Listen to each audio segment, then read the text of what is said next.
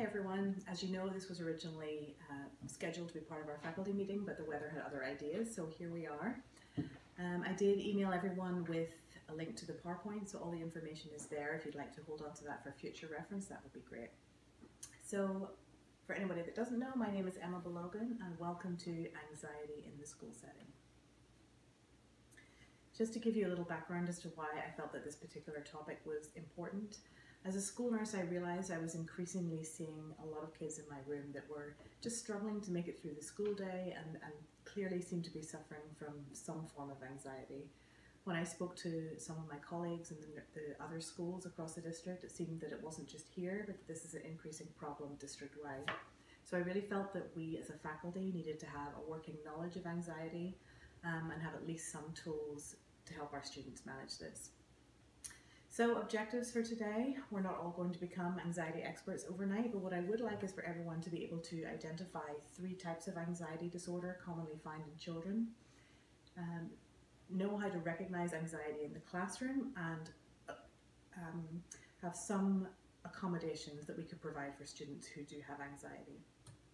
A couple of facts just to begin with. Anxiety disorders are the most prevalent mental health disorder in children and adolescents.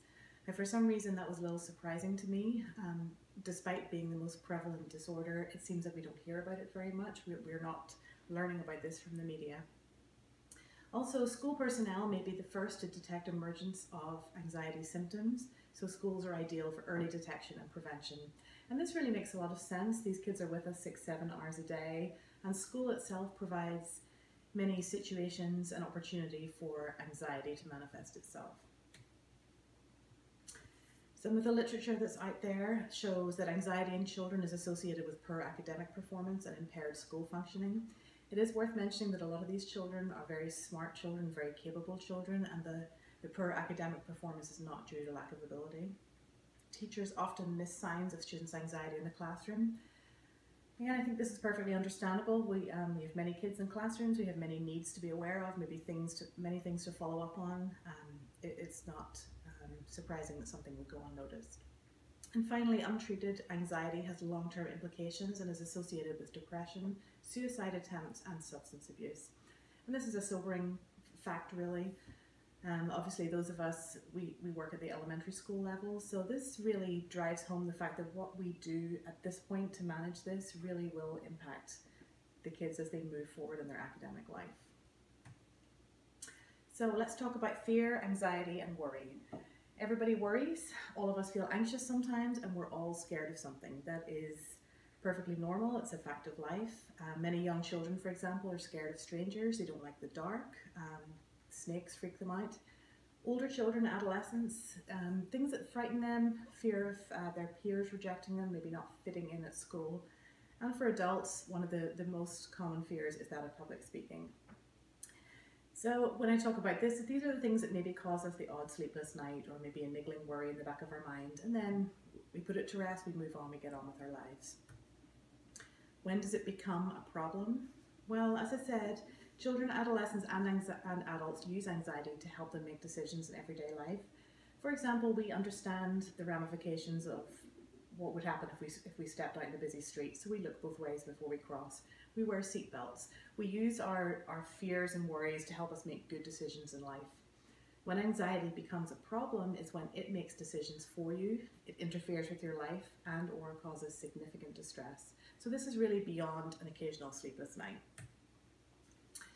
Some examples you might see in the kids, not being able to join extracurricular activities, and this could be a student who is very talented athletically, would really thrive in athletics program, but really it feels unable to be in that social setting. It's just too overwhelming for them to deal with. Not being able to speak in front of class. Many anxious children don't like attention being drawn to them. They really want to fly beneath the radar. Not handing in assignments because they're not perfect. And this is not perfect in their eyes, not necessarily from pressure that's been applied from the school.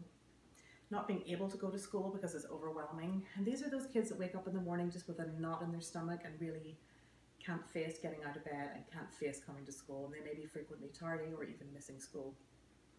And washing their hands 30 times a day. We've all seen those kids that have rituals that they use to try and get them through the day. How does anxiety affect children? Anxious children, generally speaking, they tend to have fewer friends.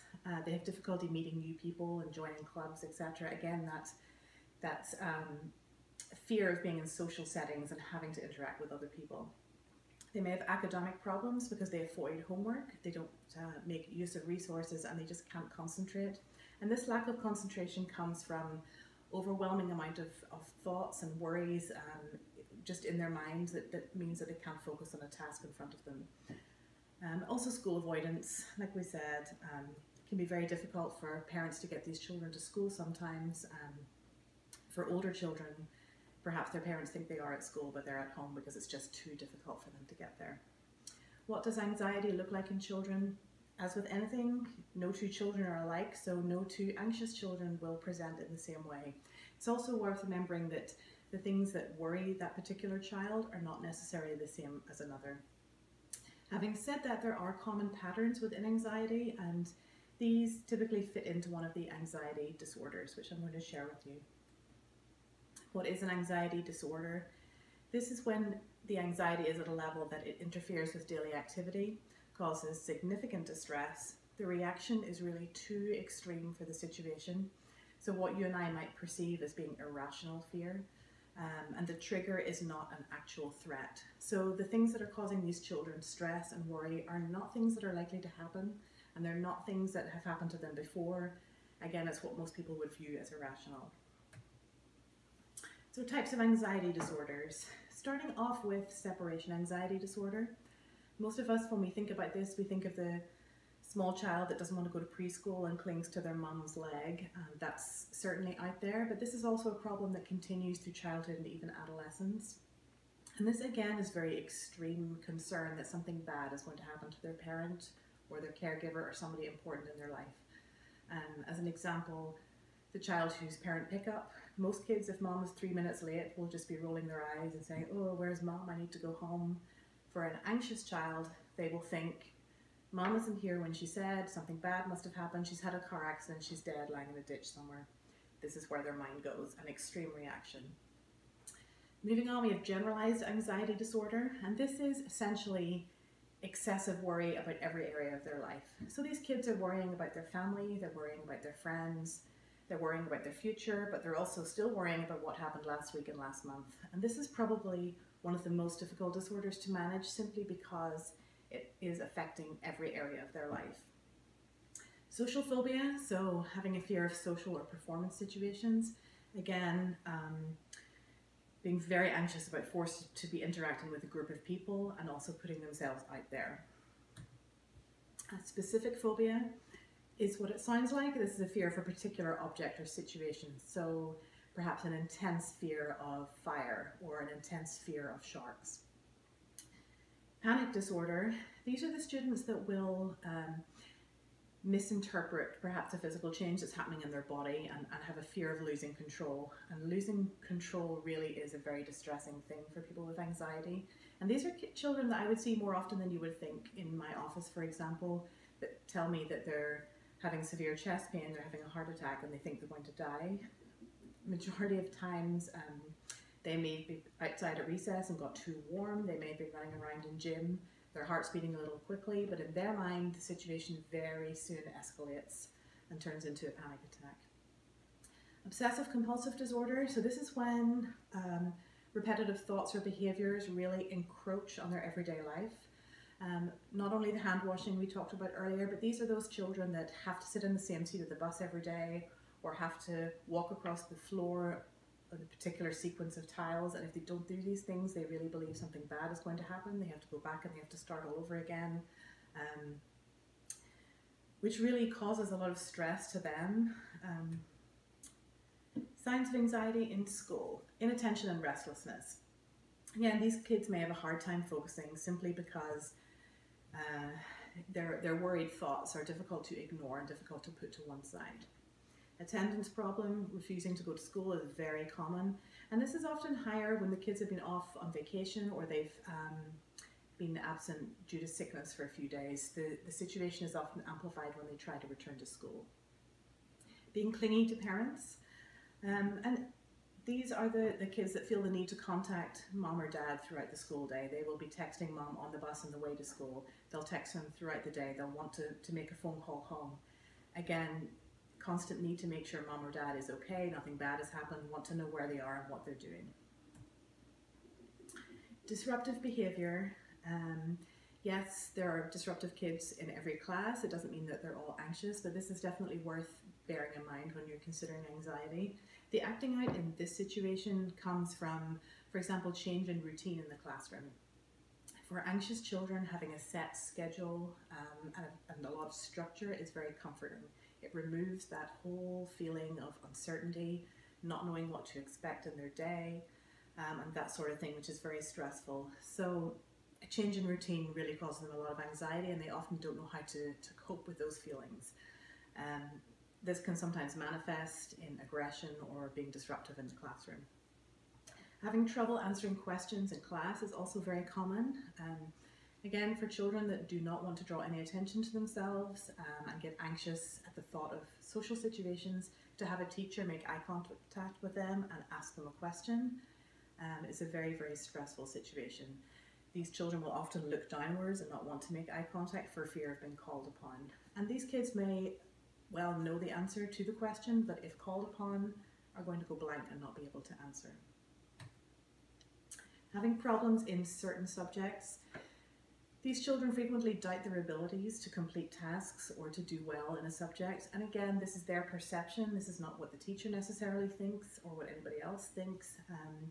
But again, these thoughts and fears actually prevent them from focusing and learning the material.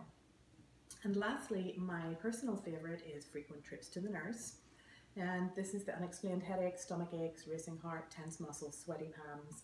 Of course, there is the panic attack that I spoke about earlier, but frequently we'll see children who complain of stomach aches and headaches. And this can take me a few visits to really think, oh, this is a pattern and there's nothing physically wrong, there's no medical reason for this. I have to figure out what else is going on.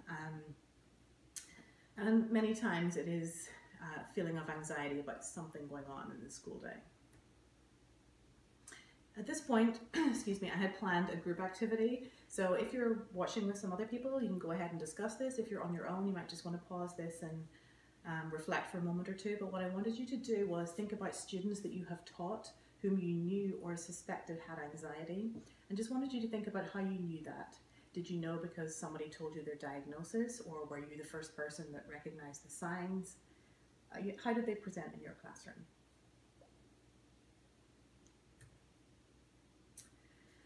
And so moving on, what can school do to help? And the answer to that is quite a lot. Again, we have these kids with us for a lot of time, so much in the same way that we're in a good position to recognize anxiety, we're also in a good position to help with it. It could be, if this is detected early, that just some empathy and some simple accommodations are enough to keep the child on track and where they should be. Obviously, we all know that being approachable and having a trusting relationship with all of the students is key, especially important with these children who may have anxiety. We want them to feel that they can come to us, that they're comfortable with us, that it's okay to talk to us. And just taking that moment to say, I understand this is difficult for you. I used to worry about that too. Sometimes I still feel nervous. I've got your back. We're going to get through it. It's okay. And sometimes that can be enough. That's just what's needed. If the anxiety is to a degree that is interfering with their learning, then the student may be entitled to some help. So a 504 or an IEP, for example. And there we would obviously put formal accommodations in place. And school psychologist, guidance counselor, and myself, we're all available just to discuss, run through some ideas. So what accommodations could we provide in the classroom? It's worth repeating again just at that point. Remember, no two children with anxiety will necessarily present in the same way. So similarly, the accommodations that we would put in place won't necessarily work for each child with anxiety. So there is some trial and error involved, but I did want to share with you some examples just to get us started. First of all, seating in the classroom. Remember, these are the children that have difficulty focusing. So seating them away from those other kids in the classroom that may be more rambunctious and maybe distracting could be helpful. Also allowing them to sit at the back of the classroom They will feel less exposed, may feel more able to relax when they don't feel that other people are staring at them. Class participation, as we know, this is very difficult for anxious children, so taking opportunities really to boost their confidence whenever possible. So if you're dealing with a topic where you know that child has a good knowledge base and perhaps confidence, invite them to share on that topic. You might also want to use a signal to let them know that their turn to speak is coming up. So again, it removes the surprise element. Class presentations might be worth considering allowing them to do that in a different format. For example, as I'm doing right now, you may allow them to make a video at home and then share that with the class. You may allow them just to present to the teacher alone instead of the whole class group, which might be too overwhelming. Testing conditions, extended test time would certainly help ease the pressure, and using an alternative location away from the classroom may also be helpful. Also important to think about when the child is outside of the classroom, so when they're at recess, when they're at lunch, those periods of time during the day where there's less structure, again, can provide a lot of stress. Small groups are typically better than large groups to make them feel more comfortable. Again, and when putting children into groups, sometimes if the adult selects the children rather than other kids picking, that removes some of that anxiety. Is anybody going to pick me? Or why didn't they pick me? Why did they pick me? Are they going to pick me the next time? These are the sorts of things, the sorts of feelings and worries that the child will have. And again, mixing up those groups, so not having with the same students every time. Having a safe person, so having one or two people identified in the school building that child feels safe with. Someone that they know it's okay if they express how they're feeling, or they don't have to keep up the pretense or put a brave face on. Who it is isn't really important. It could be a case manager, it could be the guidance counsellor, it could be my room. What is important is that they are a safe person. Cool down passes, giving them a pass if they need to go and get a drink of water, use the restroom, just regroup and go back into the classroom when they feel better able to cope. You may want to think about putting the pass, having the child put the pass out on the table for you to acknowledge, rather than having them raise their hand and speak up, because then to their mind everybody's looking at them, everybody's going to know what's going on. Assemblies or large group activities, again, seating is a big deal. Again, allowing them, maybe they would feel more comfortable sitting at the back. They may also prefer to sit at the end of a row, knowing that they could escape if they had to. Returning after illness, perhaps they're coming back to school on a day where there's a test scheduled. You want to think about making accommodations for them to resit the test at a later date. You could also think about assigning a buddy to take notes for the child that's been absent, so they have the information ready, so that fear of having to catch up is removed. Field trips, thinking about how to place the child in groups for field trips is important. You may want to think about placing them with the teacher. Also, giving the parent the option of coming as a chaperone might be beneficial. Obviously we don't want the child to miss out on these experiences, but similarly we don't want it to be distressing when they should be having fun with it. Change in routine and substitutes. As I mentioned before, this is a huge deal. We all know that having substitutes in classrooms can cause a lot of children to be distracted, but again, for these children for whom routine is so important, coming into school and not seeing a familiar face and suddenly not knowing how their day is going to go really can be very distressing. Obviously, it's not always possible, but should you know in advance that you're going to be absent and there'll be a sub in your classroom, perhaps you could let the child's parents know the day before, just to give them some time for that child to prepare, so he doesn't come into school and be faced with that challenge. Fire and safety drills, there are certainly some students that it is worthwhile giving advance notice to if there is going to be a lockdown drill or a fire drill, and these are those students for whom the level of distress would really be counterproductive. Finally, homework expectations. Really just considering the child and ensuring the workload is manageable. And back to the children who really nothing less than perfect will do. These are the kids that will still be sitting there 2 hours, 3 hours later because they can't get it right and it's not good enough to hand in. So for those children, giving them parameters for their work and time limits can be helpful in helping them learn how to work with time limits. So for example, spend 30 minutes for this activity, 20 minutes for this activity, and then you're done, and then we're going to see where you are. And once again, just want you to take a moment for some reflection and just think about those students that you've taught with anxiety. What did you do to help them? What worked? What did not work at all? And could you have done anything differently now looking back with hindsight? And this was the time I'd allocated for questions. Obviously, although we're not physically in the same place, I am definitely still available for questions. Please drop by and see me. Please email me. I would be more than happy. I would also love just to hear your experiences with anxiety as learning for myself. So in conclusion, what we talked about today, so anxiety is prevalent among school-aged children. If untreated, anxiety could lead to long-term detrimental effects. Recognition of anxiety and appropriate actions in the school setting can positively impact the child's success. So again, this is a reality for a lot of students in our community, and we really do have a responsibility to try and manage this as best we can. The sooner we can recognize it, the better. The sooner we can get started putting the accommodations in place for that child. And remember, help is available. Talk to the guidance counsellor, talk to the psychologist, talk to each other, share your experiences, talk to the students' parents, and even talk to the students themselves. And you know, between us, we all have a wealth of experience, a wealth of wisdom, so it's important to share that with each other. And hopefully we can do our best to make school life a better thing for some of these students. And just at the end, I do have some references for further reading, and again, it's on the PowerPoint, so please feel free to follow up with that. And that concludes my presentation. Thank you so much for taking the time to listen. I really appreciate it.